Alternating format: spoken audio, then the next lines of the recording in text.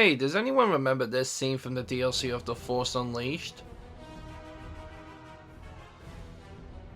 Yeah, that had me thinking, what if that scene turned out a little differently? What if Luke Skywalker had a little bit more time to be ready for Starkiller? Hey, what's up guys? DBZonic here, welcome back to Who Would Win in 3 Minutes. Happy Star Wars Day everybody, may the 4th be with you. Starkiller from The Force Unleashed versus Luke Skywalker from the Legends continuity is not even close, and here's why. Starting with Starkiller, and in terms of strength, he is at least planetary level. Yeah, even as a child, Darth Vader mistook him for Kento Merrick, he was that powerful, and later on throughout the game, he literally managed to defeat both Vader and Palpatine back to back, and even if you want to limit Palpatine to the powers he has from just the movies, if this game follows the movie continuity, then Palpatine should be a planetary level threat. Not to mention, and I can't stress this enough, with the power of the Force itself, he managed to pull down an entire Star Destroyer from orbit. That is insane. He has anywhere from relativistic to faster than light speeds. He's definitely a master of lightsaber combat in terms of fighting skills. He has an impressive list of powers and abilities, and in terms of durability, he's anywhere from street level normally to planet level with using the Force. Now technically speaking, he could have 2 lightsabers like his clone counterpart in the sequel, since he is supposed to be better, but since this is just the OG version, he only has the 1 lightsaber. And in terms of weakness, he's prone to quick anger, which could blind him and force him to use the dark side, which could make him sloppy. So in terms of scaling, he is roughly planetary level. Not too shabby, but how does he compare to Luke Skywalker from the Legends continuity? Well, in terms of strength, he is also at least planet level. Jesus Christ, what's with Star Wars characters having that kind of power? And this could be attributed to the fact that Darth Vader stated that the Force is more powerful than the Death Star, and the Death Star can definitely destroy a planet. But he could also get to complex multiverse level because he was capable of harboring Ebelos physical avatars, despite the fact that he was technically 12 times weaker than her. But apparently there's also arguments for him getting to outerversal level because of his ability to mind walk, which allows him to escape duality. Not to mention he eventually defeated Abeloth in her spiritual form, which in other words is her true form. Good lord.